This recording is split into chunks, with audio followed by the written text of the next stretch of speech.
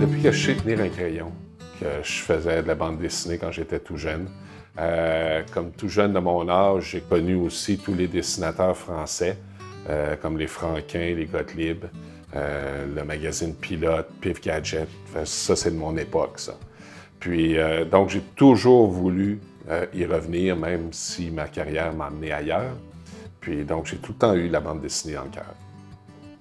Ce projet-là a commencé, c'est que Suzanne Charron m'a approché dans le cadre d'un salon du livre. Puis elle avait cette idée-là, ce projet-là. Elle avait écrit des textes, des récits fictifs de Joe Laflamme pour faire suite à sa biographie.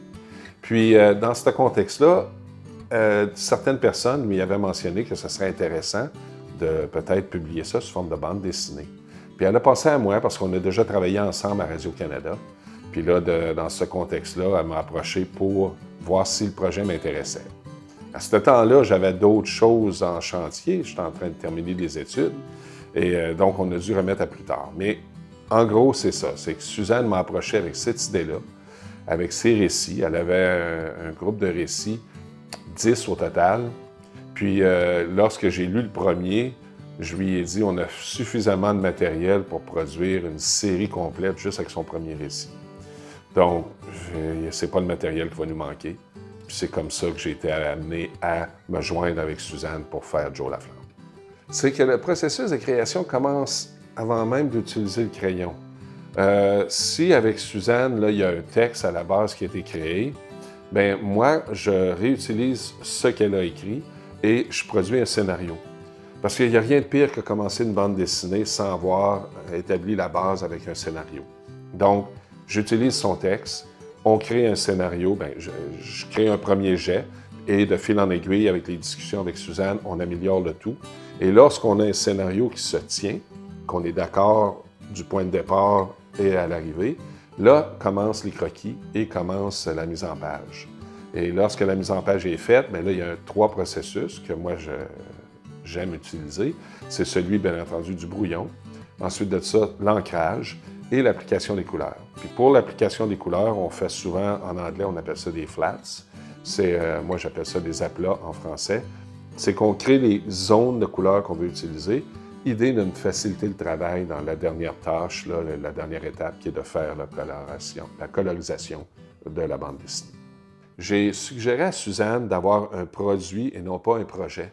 Parce que souvent, dans le domaine des arts, il y a beaucoup d'artistes que je suis sur l'Internet qui mentionnent on a beau avoir des projets, ça nous prend un produit.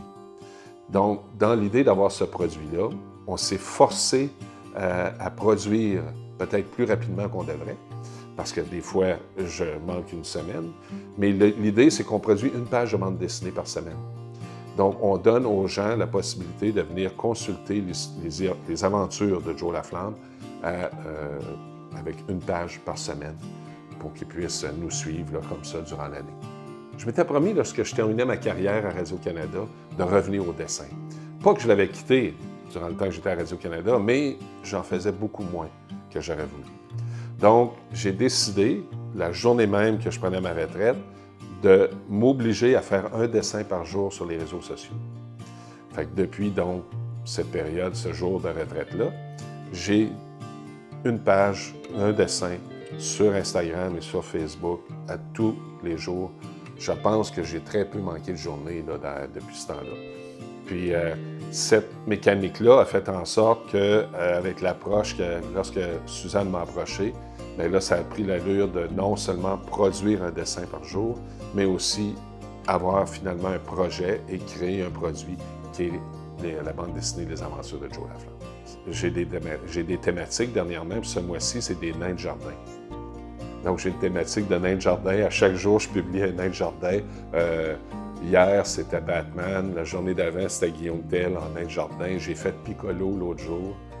Ça fait que je m'amuse avec des thématiques comme ça. L'idée de se forcer l'imaginaire un peu. C'est tout le temps l'idée de relever le défi, de trouver quelque chose d'intéressant, de rafraîchissant à dessiner.